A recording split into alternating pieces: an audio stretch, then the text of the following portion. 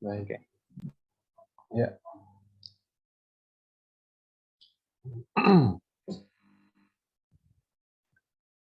Ya. Assalamualaikum warahmatullahi wabarakatuh. Waalaikumsalam warahmatullahi wabarakatuh. Alhamdulillahirabbil alamin wassalatu wassalamu ala asrofil anbiya'i wal mursalin wa ala alihi washabihi asmain amma ba'du.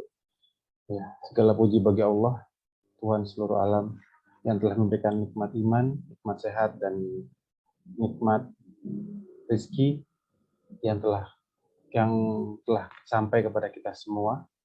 Salawat serta salam kita curahkan selalu kepada Nabi besar Muhammad Sallallahu Alaihi Wasallam beserta keluarganya dan sahabatnya serta para pengikutnya hingga akhir zaman. Baik, untuk membuka webinar BMT Talk Show seri ke-9 pada malam hari ini, mari kita bersama-sama membaca basmalah. Bismillahirrahmanirrahim.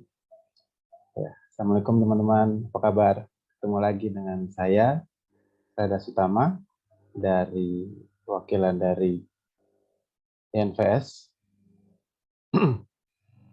Ya, saya ucapkan jazakumullah khairan kasiran atas partisipasinya mengikuti webinar BMT Talk Show seri ke-9.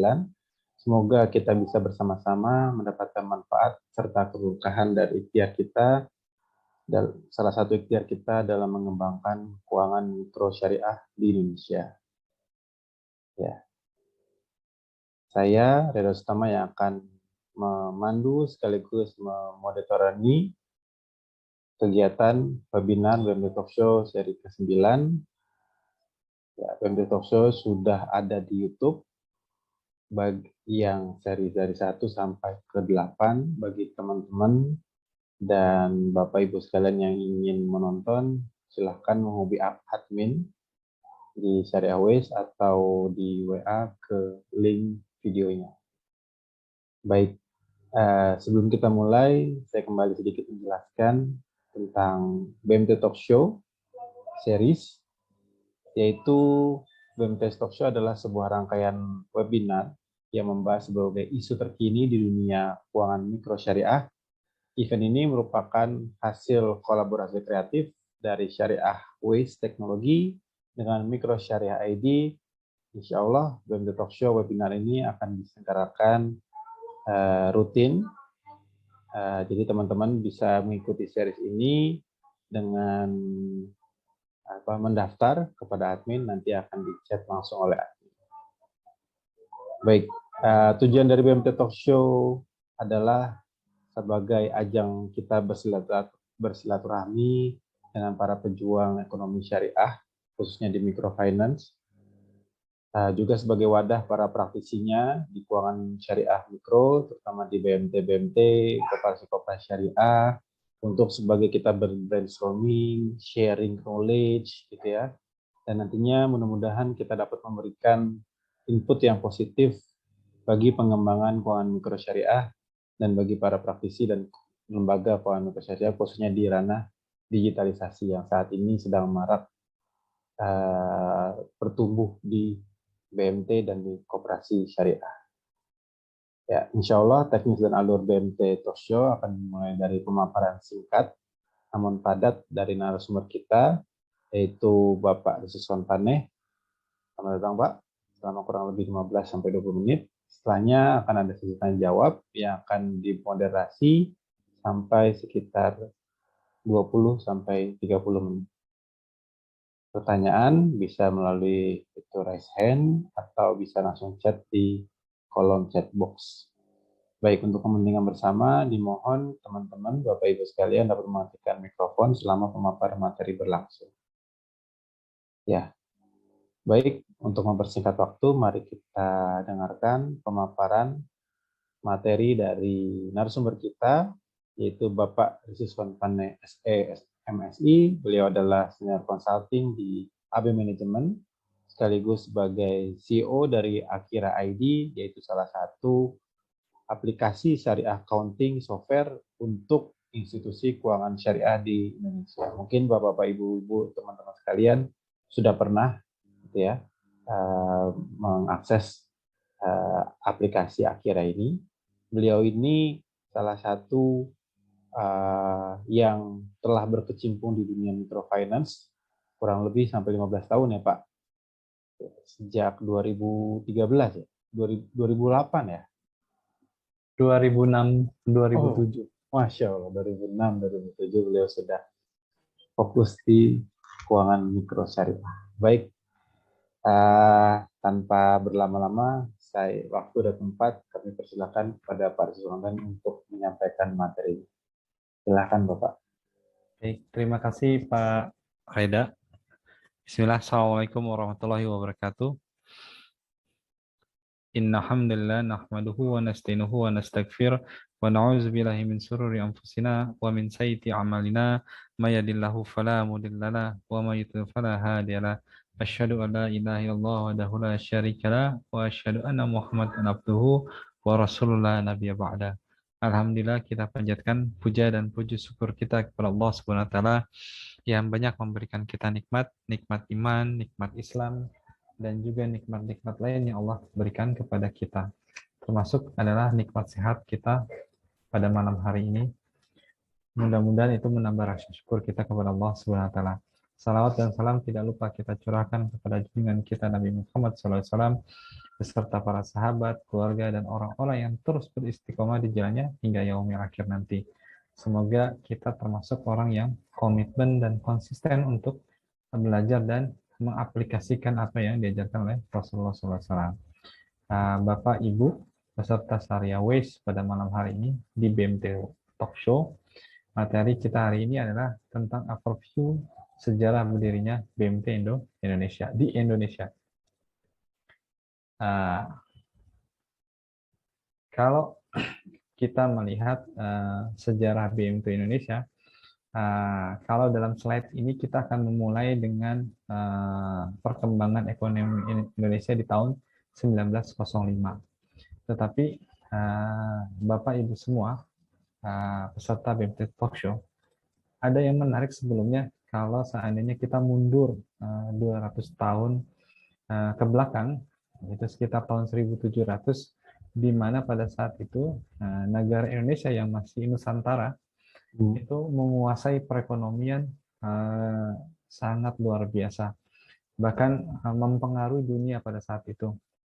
Dan yang menariknya adalah bahwa yang menguasai perekonomian di Nusantara ini adalah para pribumi, para saudagar-saudagar yang memang asli orang di Jawa, orang asli di Sumatera, yang kemudian mereka menguasai seluruh pelabuhan-pelabuhan di pesisir pantai, di mana tempat terjadinya transaksi besar pada saat itu.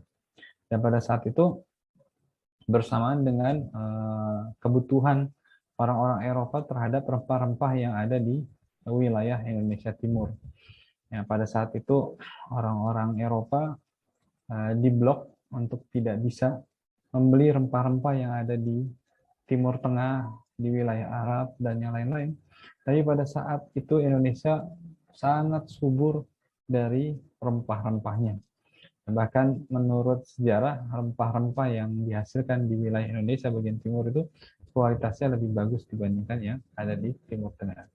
Nah, ini kita bisa melihat bahwa sejarah di mana para ulama kita pada saat itu sangat menerapkan nilai-nilai ekonomi Islam di dalam transaksi mereka. Menghindari riba, menghindari transaksi-transaksi yang kemudian mengandung unsur-unsur judi, goror, dan lain-lain, itu sudah mulai diterapkan dengan baik. Ya. Dan itu terjadi di seluruh sepanjang pesisir pelabuhan yang memang dikuasai oleh para saudagar-saudagar Muslim pada saat itu. Tetapi kalau kita pelajari lagi dalam sejarah, dari satu generasi ke generasi berikutnya, nilai-nilai itu kemudian mulai bergeser dengan kemudian hadirnya para pendatang yang nantinya akan menjadi penjajah yang merampas rempah-rempah yang ada di negeri ini. Ini mulai bergeser ke tingkat konsistenannya. Yang tadinya sangat menghindari riba, kemudian pelan-pelan, sedikit-sedikit mulai tercampur antara nilai-nilai kebaikan dengan nilai-nilai kebatilan. Dan ini kita bisa melihat bahwa nilai-nilai ekonomi Islam di Indonesia itu sudah jauh lebih ada dibandingkan apa yang kita pelajari hari ini. Bahkan kalau bicara tingkat kesuksesannya sangat mendominasi perekonomian pada saat itu. Petani, para nelayan, dan yang lain hidup dalam tingkat kemakmuran yang sangat kolektif, bukan tingkat kemakmuran yang memang dimiliki oleh segelintir orang atau orang-orang yang sifatnya pribadi, tapi memang kemakmuran itu dimiliki secara kolektif oleh masyarakat. Nah, kalau kita melihat kembali menarik di tahun 1905, ya, di mana pada saat eh, terjadi kejatuhan juga, kemudian pelan-pelan bangkit, muncul saudagar-saudagar muslim yang kemudian eh, tangguh secara pribadi, tapi tidak bisa mengalahkan secara kolektif kekuatan ekonomi yang pada saat itu menguasai negeri ini. Sehingga mulailah timbul kesadaran dari setiap para saudagar, baik yang ada di Sumatera, di Jawa, itu mendirikan satu organisasi yang bersifat kolektif, yaitu Sarekat Dagang Islam. Nah, ini lahir dari semangat di mana ingin bebas dari nilai-nilai yang sifatnya riba yang mencekik para pelaku petani. Pada saat itu lebih banyak petani ya, dan nelayan yang kemudian terjerat dengan sistem nilai yang jauh dari nilai-nilai Islam. Nah, kemudian inilah kemudian yang menjadi cikal bakal semangat tumbuh kembali terhadap nilai-nilai ekonomi Islam. Dan kalau kita kembali kepada sejarah BMT Indonesia kapan berdirinya, maka perkembangan gerakan ekonomi muncul kembali di tahun 1980-an. Ya, sebagai output kebutuhan masyarakat pada saat itu terhadap akses permodalan. Ya, di mana banyak orang ingin mengakses modal yang tidak lagi mengandung unsur riba, tetapi mengandung unsur nilai-nilai keberkahan, unsur-unsur nilai kebaikan. Maka pada tahun 1980-an, ya, lahirlah output sebuah lembaga dari hasil semangat tadi, yaitu Baitut Tamwil yang didirikan di Bandung. Dan ini didirikan di masyarakat kampus, ya, di dalam masjid kampus juga di ITB pada saat itu. Nah, ini sangat luar biasa. Justru lembaga ini lahir dari institusi pendidikan yang terbaik di Indonesia pada saat itu. Dan pasti didirikan juga oleh para intelektual muda yang memang punya semangat yang sangat luar biasa. Nah, inilah yang menjadi urutan, bahkan kita bisa melihat bahwa ada sejarah panjang kemudian kenapa lembaga ini hadir dan dibutuhkan oleh masyarakat. Nah, kalau kita lihat bersama-sama bahwa BMT itu awalnya hanya merupakan kelompok swadaya masyarakat berlandaskan syariah, ya, karena semangatnya luar biasa, ya, kemudian muncul lembaga yang kemudian bisa mengajak orang menabung, berinvestasi, kemudian menyalurkan dananya kepada masyarakat. Namun pada saat itu baru hanya punya semangat saja, belum ada badan hukum yang menaungi, belum ada sesuatu yang kemudian melindungi lembaga ini menjadi aman. Nah, pada saat itu ada peluang yang kemudian diambil. Kalau bicara strategi, orang-orang pintar itu selalu melihat peluang itu, kalau peluang itu harus diambil. Maka dibentuklah BMT itu sebagai kelompok swadaya masyarakat yang dari mereka untuk mereka, ya, semuanya untuk mereka semua, tapi ini berlandaskan syariah. Tapi di dalamnya, Masya Allah, itu sudah memiliki sistem kerja layaknya perbankan. Karena memang didirikan bukan dari orang-orang biasa, tapi lahir dari kalangan lingkungan intelektual yang terbaik di Indonesia pada saat itu.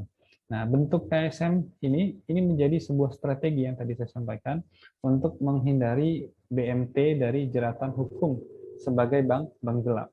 Karena pada saat itu, ya, dengan Undang-Undang Nomor 7 tahun 1992 tentang perbankan menyebutkan bahwa segala kegiatan dalam bentuk penghimpunan dana masyarakat, dalam bentuk tabungan, dan menyalurkan dalam bentuk kredit harus berbentuk bank.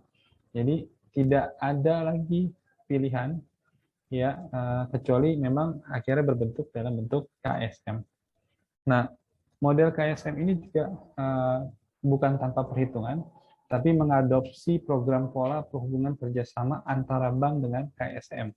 Jadi, Masya Allah, kita bisa melihat strategi-strategi yang dilakukan pada saat itu memang mendekati kepada sektor perbankan yang memang pada saat itu hanya itu saja yang diizinkan oleh negeri ini untuk menarik dan menyalurkan dana secara kredit. Nah, ini merupakan hasil kerjasama Indonesia dengan Dutch Gesellschaft Technische Zusammenarbeit atau GTZ, sebuah lembaga swadaya masyarakat dari Jerman.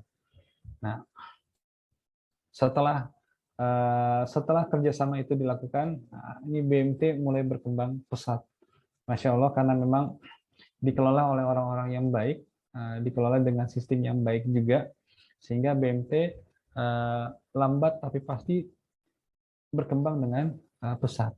Pada saat BMT berkembang pesat, muncullah lembaga-lembaga pendukung yang lainnya. Ya, lembaga yang kemudian mendorong untuk terjadinya pertumbuhan yang lebih cepat, sehingga mendorong eksistensi kelompok swadaya masyarakat BMT tadi itu menjadi lebih cepat. Ada pusat pendidikan dan pembinaan usaha kecil P3UK, muncul Pinbuk yang kemudian didirikan oleh ICMI, Ikatan Cendekiawan Muslim Indonesia, kemudian ada Forum Ekonomi Syariah yang kemudian mengkaji, kemudian meneliti, bahkan memberikan rekomendasi kepada pemerintah untuk mengembangkan BMT di Indonesia. Nah, kemudian pada tahun 1994 berdirilah Forum Komunikasi BMT, FKB. Nah, ini dari hasil forum ini, penelitian-penelitian dilakukan, seminar, forum group discussion yang mereka lakukan, itu memberikan solusi payung hukum bagi BMT. Maka tercetuslah ide pendirian BMT dengan Badan Hukum Koperasi. Maka berdasarkan Undang-Undang RI nomor 25 tahun 1992 tentang koperasi, BMT berhak menggunakan Badan Hukum Koperasi. Nah, inilah pertama mulai di mana koperasi BMT pada saat itu mempunyai payung hukum yang jelas gitu. Ya. Kalau dulu sebelum adanya ide ini, BMT tidak memiliki jenis kelamin yang jelas. Ini lembaga apa, kemudian payung hukumnya seperti apa gitu. Kok seperti bank, kemudian bisa menarik dana dari masyarakat. Maka setelah diteliti, kemudian dari berbagai forum seminar dan yang lain-lain, maka pada saat tahun 1994, maka tercetuslah bahwa BMT menggunakan Badan Hukum Koperasi. Ya, hasil beberapa pertemuan forum komunikasi BMT Sejabotabek tahun 1998 mendirikan pertama Koperasi Syariah Indonesia, koperasi sekunder yang beranggotakan BMT Sejabotabek, Jawa Barat, Jawa Tengah, dan Lampung. Kita bisa bayangkan dari tahun 1980-an yang dulu cuma satu, kemudian gerakan ini semakin menyebar ke seluruh daerah, kemudian diduplikasi, dipelajari, diamati, ditiru, kemudian dimodifikasi. Itu di tahun 1998 melihat banyaknya pertumbuhan BMT yang ada di seluruh Indonesia, maka dibikin koperasi sekunder ya bernama Koperasi Syariah Indonesia. Kemudian setelah itu juga muncul koperasi-koperasi sekunder yang lain seperti Inkopsya, Indok Koperasi Syariah. Ini masih berdiri hari ini. Kita bisa melihat Inkopsya yang mempunyai debut perannya juga sangat luar biasa menaungi BMT-BMT yang ada di seluruh Indonesia. Nah, kemudian kalau kita lihat kenapa kemudian BMT harus menggunakan Badan Hukum Koperasi, bukan PT, bukan CV atau yang lainnya. Ini karena memang ada peran penting dan eksistensi koperasi di Indonesia. Kalau kita lihat di Undang-Undang 45 Pasal 33 Ayat 1, bahwa perekonomian itu disusun sebagai usaha bersama atas azas kekeluargaan.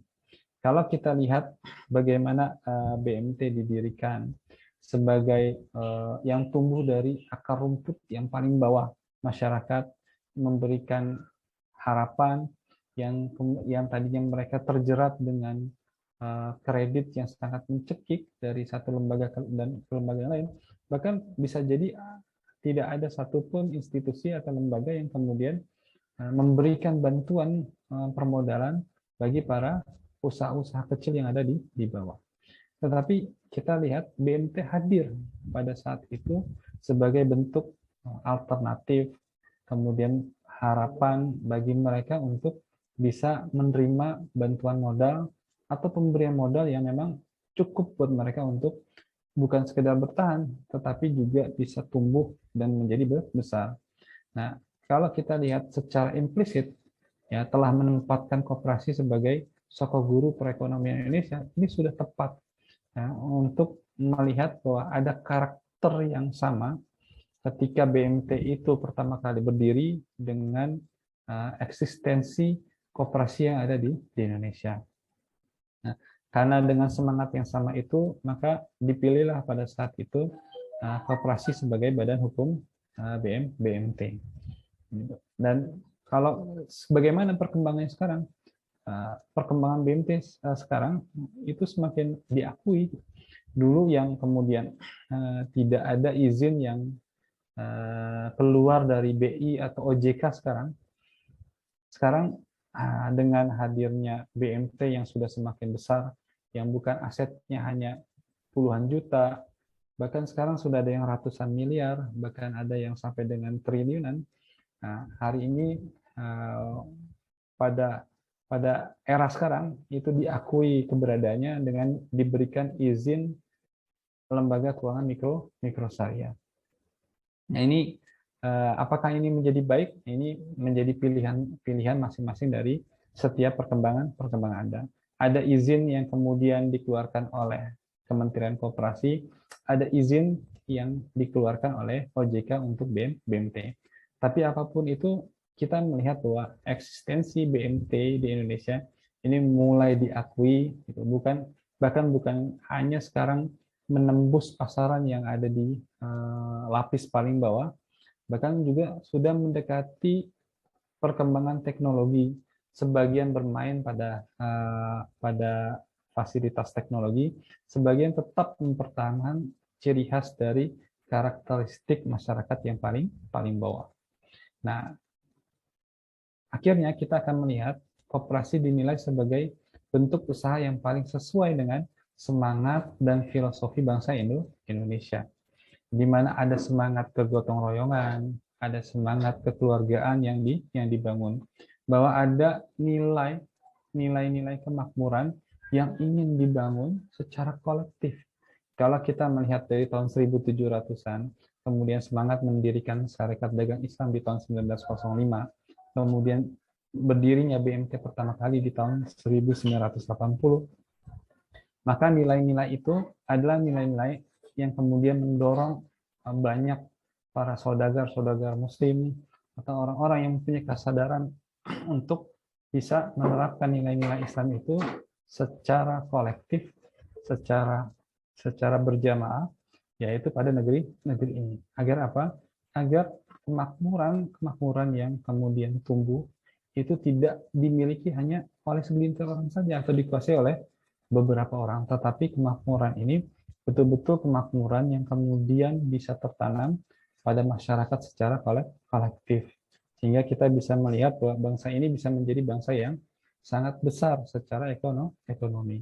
Kenapa? Karena dengan sistem seperti ini, setiap usaha yang besar itu tidak lagi didominasi oleh orang-orang yang memang tidak memiliki kepentingan terhadap kemakmuran bersama. Nah, mungkin itu saja yang bisa saya sampaikan pada malam hari ini. Mudah-mudahan bermanfaat buat saya dan juga peserta dari BMT Talkshow. Alhamdulillah. Terima kasih Pak atas penjelasannya terkait sejarah panjang BMT di Indonesia ya. So, tadi ternyata yang menginisiasi awal LSM Jerman ya. Masya Iya, Allah, saya kerja baru sama, tahu. betul. Dan habis itu sekarang mulai berkembang dan kalau sekarang bahkan kalau saya bilang pertumbuhannya sudah tidak terkendali gitu ya. Banyak banget Masya Allah, ya betul dan Bang Reda. mungkin sekarang lagi diatur, mungkin teman-teman juga mungkin nanti bisa sharing gitu ya di kolom komentar dan kawan-kawan komentar. Nah, kalau dengan sekarang kan menariknya apa sejarahnya itu kan memang dari bawah ya Pak ya, dari akar rumput Betul. yang membutuhkan gitu ya. Akar rumput yang membutuhkan, makanya tidak salah kalau misalkan akhirnya banyak menjamur akhirnya sekarang tuh karena apakah gitu ya, pertanyaannya berarti apakah yang ada sekarang gitu ya, khususnya untuk yang keuangan gitu ya, khususnya di level akar rumput itu memang tidak tersentuh. Makanya muncullah atau menjamurlah BMT-BMT di masyarakat di lapisan paling bawah, bisa dibilang di akar rumput gitu ya. Itu mungkin saya minta tanggapan Bapak sih ya terkait terkait apa fenomena itu ya, dan kenapa sampai apa ya, ya apakah memang seperti itu gitu ya, apakah memang jadinya apa ekosistemnya BMT itu ya udah selalu di bawah gitu ya, muncul dari akar rumput gitu ya, karena yang di atas itu tidak pernah sampai ke bawah gitu. Itu gimana Pak? Oke, ini menarik pertanyaannya Pak Reda. Ini mengingatkan saya lagi waktu pertama kali ya Pak, berkecimpung ya di dunia apa lembaga keuangan mikro syariah. Jadi kalau kita melihat ya bahkan BMT di tahun era 90-an sampai ke tahun 2000 itu bukan BMT yang mengawali modal mereka dengan modal yang besar gitu. Bahkan ada BMT di tahun 90-an itu yang mereka memulai modalnya itu dari setoran 15.000 modalnya gitu. 15.000 per orang. Terkumpul 150.000, mereka memulai usaha mereka ya dari apa remaja masjid ya itu dari angka 150.000. Bayangkan di tahun 90-an 150.000 mungkin cukup besar ya, tapi tidak terlalu besar juga sebetulnya buat Iya. institusi apa sebuah apa Ya, keuangan 10 juta lah, 10 jutaan. ya, sekitar segitu. Itu bisa bayangkan dari 150.000 itu mereka kemudian memberikan apa bantuan kepada para pedagang kaki lima ya. Ini kebetulan letaknya ada di Jakarta. Ya di daerah yang elit juga masjidnya pada waktu itu dari satu pedagang kaki lima ke pedagang kaki lima berikutnya ya mereka pakai baju koko gitu kan, kemudian bisa menasihati kalau dagang ini seperti ini, kemudian ternyata dari 150.000 yang mereka salurkan ke beberapa orang itu kembali dan itu membuat menarik para bapak-bapak yang ada di masjid pada waktu itu untuk ikutan. Wah ini bagus juga ya karena semangatnya memang semangat untuk membantu. Akhirnya dari 150.000 kemudian bisa dikelola uang sebesar 1.500.000 sampai masuk di era tahun 98. Ini pertumbuhan BMT lagi kenceng-kencengnya tahun 98, 99 sampai 2000 itu nilainya bukan lagi hitungan 1 juta tapi sudah miliaran. Dan ternyata bentuk-bentuk seperti itu juga terjadi di wilayah-wilayah yang lain, baik itu di Lampung, di Jawa Tengah. Kalau misalnya tahun 2006 saya ke sana, ini mereka udah besar-besar semua ya. Itu mereka memulai memang dari angka yang memang tidak besar gitu. Bahkan pada tahun 2006 itu syarat untuk mendirikan koperasi itu jumlahnya hanya 15 juta. 15 juta itu. Jadi kita bisa membayangkan 15 juta itu di tahun 2006 itu dikit juga sebetulnya kalau buat nyalurin. Kalau misalnya kita menyalurkan rata-rata 500.000 saja, berarti kita cuma bisa melayani sekitar 30 orang gitu. 500.000 itu capek juga itu. Belum lagi nanti harian penarikannya kan. Kalau di bank mungkin bulanan, ini harian harus kita kolektif dan uangnya recehan juga. Ya, tapi mereka mengawali memang dari itu dari akar rumput yang seperti itu. Bahkan masih ingat juga tahun 2006 itu masih ada yang pencairannya 100.000 untuk apa UMKM gitu, Hmm. 100.000, bahkan ada yang 50.000 juga gitu. Itu sebulan apa dicicil dalam waktu per hari ya. Jadi Senin sampai Jumat, nanti Sabtu Minggu mereka libur, nanti Senin, Selasa, Rabu, Kamis dicicil lagi sama mereka setiap kali mereka dagang, sehingga mereka tidak terlalu memberatkan para UMKM. Begitu nanti lunas, mereka nanti disupport Balik lagi lagi. dari 50.000 mungkin dinaikin jadi 60.000. Jadi usahanya sedikit demi sedikit mereka bertambah ya. Artinya kebutuhan modal. Terkadang yang agak sedih kalau misalnya para UMKM itu ada musibah, apakah anaknya sakit atau tidak, itu ambruk lagi, dimulai lagi dari nol gitu. Bahkan ya yang tadinya bisa bayarnya setiap hari jadi mungkin per 2 hari, per 3 hari, akhirnya jadi terlambat. Nah Iya. ini cuman suka duka bahkan perjuangan yang ada di akar rumput. Nah. Sudah hitungannya harian, dimulai dari yang kecil, tapi Masya Allah di tahun 2006 yang mereka sudah melewati fasenya dari 5 tahun pertama, 5 tahun kedua, itu bukan lagi mereka menghadapi yang kecil-kecil gitu, udah besar, nilainya sudah miliaran. Yang tadinya cuman apa ya, sekedar rumah petak 1x1 kantor pertemuannya, sekedar cuman ketemu aja, itu tiba-tiba berubah jadi punya kantor, sedikit-sedikit nyewa karena buka cabang. Yang tadi karyawannya cuman si pendirinya aja cuman 5 orang, itu tiba-tiba jadi ada 10, ada 15, sampai akhirnya bahkan ada yang ratusan untuk karyawannya. Ini karakter, bahkan sama dengan bagaimana tumbuhnya nilai-nilai ekonomi Islam ini untuk menyelamatkan masyarakat yang memang terjerat dengan kredit-kredit yang mencekik mereka. Kira-kira seperti itu Pak Rida.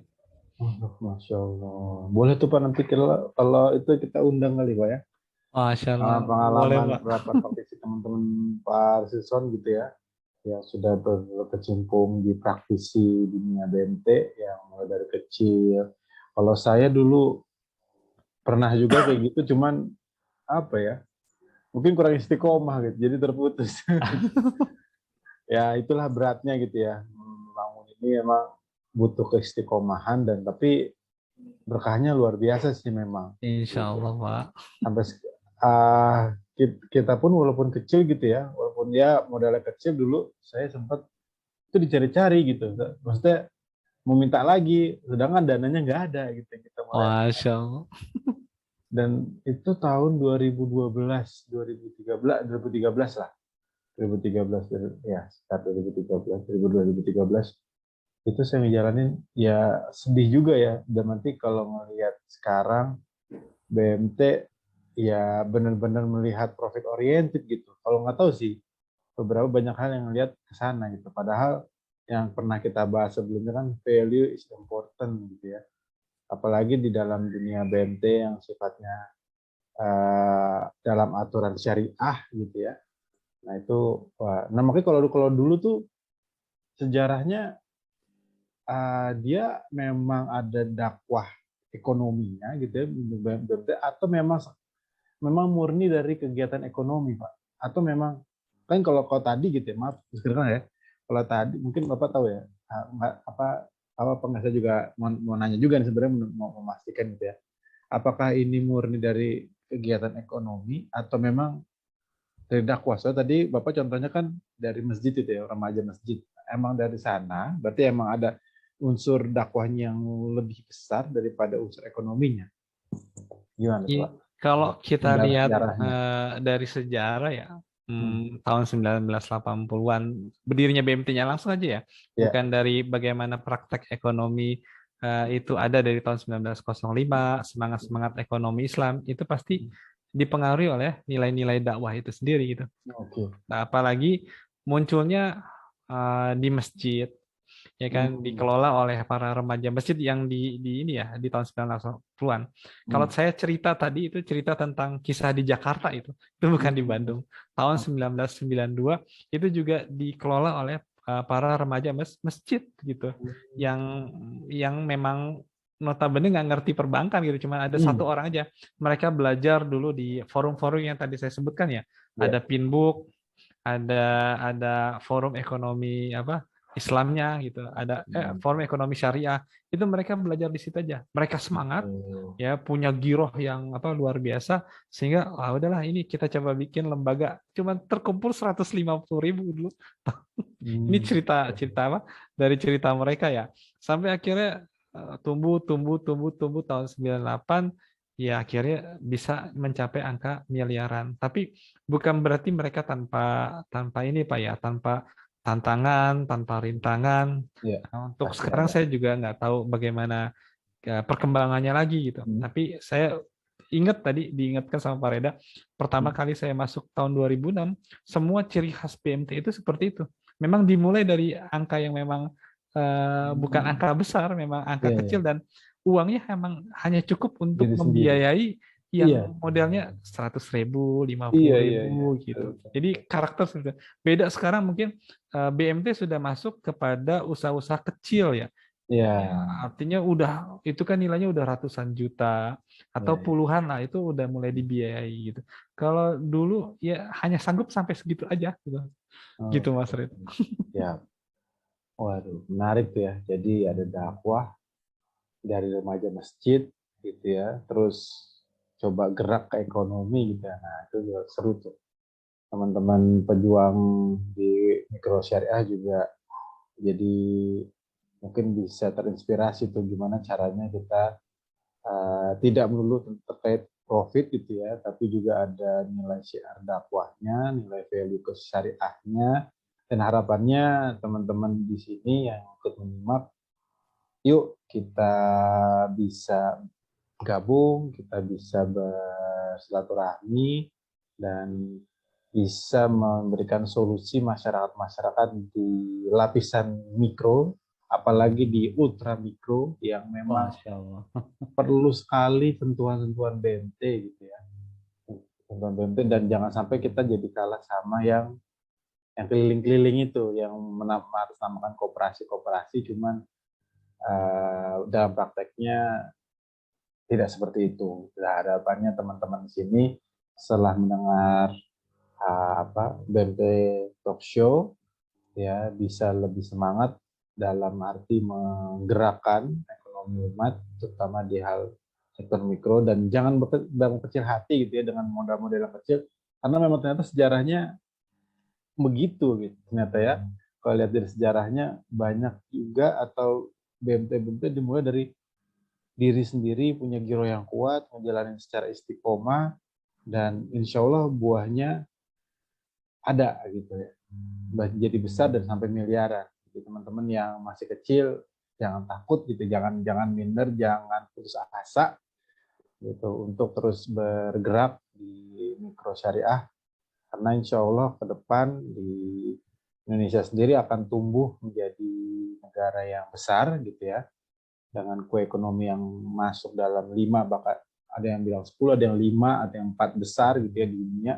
Nah, itu berharap kita mewarnai di sektor mikro syariahnya, keuangan mikro syariah, jangan sampai diambil lagi dengan orang lain. Karena kita kita yang tahu lapangan sendiri, tahu tangga kita gitu ya, RT RW kita, lurah di desa kita, jangan sampai kita tidak gitu ya, tidak membantu uh, ekonomi dari masyarakat di sekitar kita.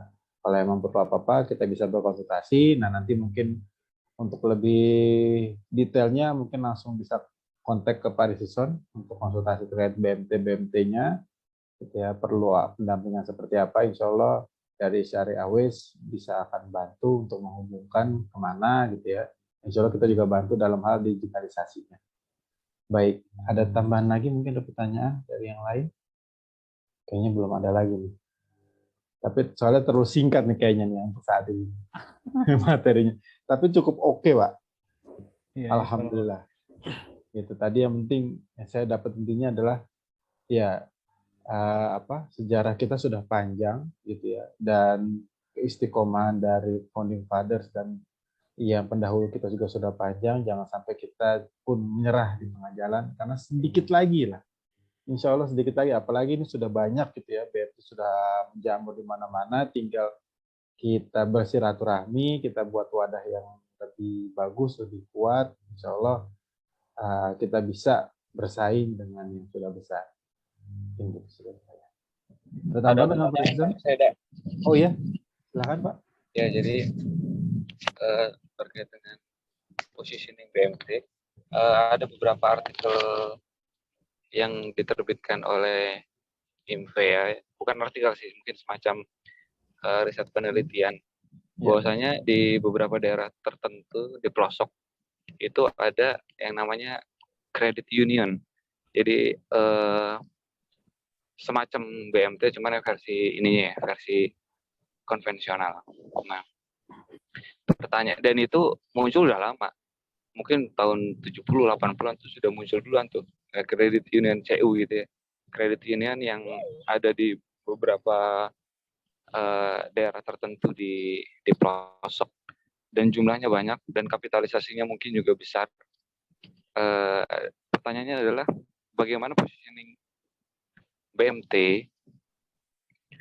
di saat itu, di saat ketika dia berdiri, apakah sudah termonitor keberadaan CU tadi, credit union tadi, atau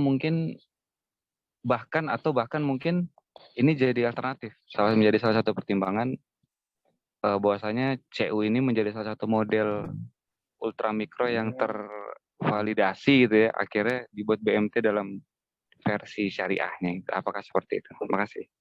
Nah, ini pertanyaannya luar biasa, mengingatkan, mereview kembali ya di tahun 2006 2007 waktu itu dengan credit union dan yang lain-lain. Tapi kalau misalnya kita menghubungkan dari tahun 1980-an ya, itu kalau membandingkan credit union dengan BMT itu tidak apple to apple gitu. Jadi antara gajah sama semut gitu. Mereka memang lembaga yang sangat besar. Ya, pada saat kita tumbuh mungkin nggak ada bandingannya. Ya ini dianggap bukan apa-apa ya. Tapi kalau bicara sebagai sebuah posisi kita di mana pada saat itu ya memang posisinya memang baru memang semangat gitu. Bahkan saya masih ingat itu ada gerakan di tahun 92 ya, gerakan BMT itu saking semangatnya karena dari hasil pelatihan yang tadi didirikan, baik itu dari Forum Ekonomi Syariah, ada kajian yang dilakukan di P3UK, dan kemudian ada yang di Pinbuk juga. Itu subhanallah itu hampir ada ratusan BMT berdiri secara serempak ya, termasuk yang ada di Jakarta juga gitu. Jadi saking semangat. Tapi kalau ditanya apakah pada saat itu sudah ada ilmunya, sudah ada modalnya, belum ada itu. Jadi mereka mendirikan secara kolektif, secara swadaya masyarakat, nggak ada modal. Kalau ditanya modalnya ada nggak ada, modalnya cuma semangat doang. Terus kedua, apakah ada ilmunya? Tidak ada juga gitu. Langsung itu sebagian ya, begitu masuk tahun kedua, tahun ketiga, sebagian mulai berguguran satu persatu. Sebagian ada yang bertahan. Gitu. Jadi kalau misalnya kita lihat posisi kita pada saat itu, ya posisi memang baru belajar dan baru ingin tumbuh gitu. Tapi kalau dibandingkan sekarang, masya Allah, sekarang bahkan bukan cuma bagaimana mendirikan, orang lain yang dulu memandang sebelah mata terhadap BMT itu pengen punya BMT. Ya, bahkan kalau kita lihat sekarang isu ya, artinya ini yang saya alami berdasarkan pengalaman saya. Bahkan kalau ada koperasi karyawan di institusi perusahaan yang besar itu sudah mulai semangatnya bagaimana kopkar mereka berubah jadi kopkar syariah gitu. Koperasi karyawan syariah, baik itu di pabrik. Saya menangani beberapa kopkar yang ada di pabrik-pabrik, bahkan yang ada di BUMN, bahkan yang ada di pemerintah, itu punya semangat bagaimana mereka ingin berubah jadi koperasi karyawan syariah. Ya, bukan cuma itu saja, ada para konglomerat yang sedikit mendapatkan informasi terkait dengan lembaga keuangan mikrosyariah, terus mereka menemukan BMT, itu serta-merta berapa modalnya gitu. Jadi kalau dulu kita mendengar cuma 15 juta, ini sekarang tiba-tiba BMT bisa dimulai dengan modal ada yang 300 juta, ada yang 500 juta gitu. Emang sekarang modalnya emang dituntut 350 juta ya untuk senasionalnya, memang harus gitu minimal. Ini melihat bahwa kalau di kolektif mungkin saat ini posisinya sudah bisa bersaing gitu. Belum lagi model-model kelompok yang ada di pedesaan sebagai aplikasi sistem kelompok yang modelnya syariah. Itu sudah ada di wilayah-wilayah timur, bahkan di Tangerang juga ada satu BMT yang modelnya sistem kelompok, bahkan kuat ya, nilainya itu hampir ada di angka 1 triliun, mungkin masih ratusan miliar, dan itu adanya di Tangerang Selatan. Itu secara kolektif, kemudian AO-nya juga banyak ya untuk menangani setiap kelompok-kelompok yang ada. Nah ini kalau misalnya diukur posisi seperti apa, belum ada penelitian, tapi paling tidak hari ini BMT sudah mulai diakui, bahkan sudah mulai orang yang tadinya memandang sebelah mata tidak lagi memandang sebelah mata, dan ini bisa menjadi potensi kekuatan ekonomi umat yang besar nantinya, seperti itu. Ya, gitu teman-teman. Jadi yuk tetap kita istiqomah di keuangan syariah. Terima kasih pertanyaannya, Bapak Rizky.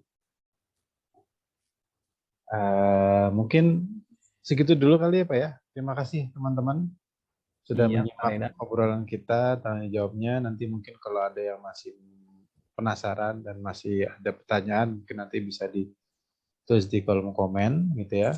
Nanti insya Allah bisa kita follow up atau nanti bisa langsung email ke admin Syariah Ways gitu ya, biar nanti kita tanggapin lebih detail kalau ada permasalahan-permasalahan lain. Baik, jazakumullah khairan katsiran Pak Rizky Sarmane atas pemaparannya gitu ya. Insya Allah. Alhamdulillah kita bisa ketemu lagi nanti di sesi-sesi berikutnya di BMT Talk Show Series yang selanjutnya. Ya, terima kasih Bapak Ibu sekalian, teman-teman. Kita tutup dengan membaca hamdalah, alhamdulillahirrahmanirrahim, dan doa kafaratul majelis, subhanallah. Baik, terima kasih. Saya undur diri. Terima kasih Pak Rizky Sarmane. Assalamualaikum warahmatullahi wabarakatuh. Waalaikumsalam warahmatullahi wabarakatuh.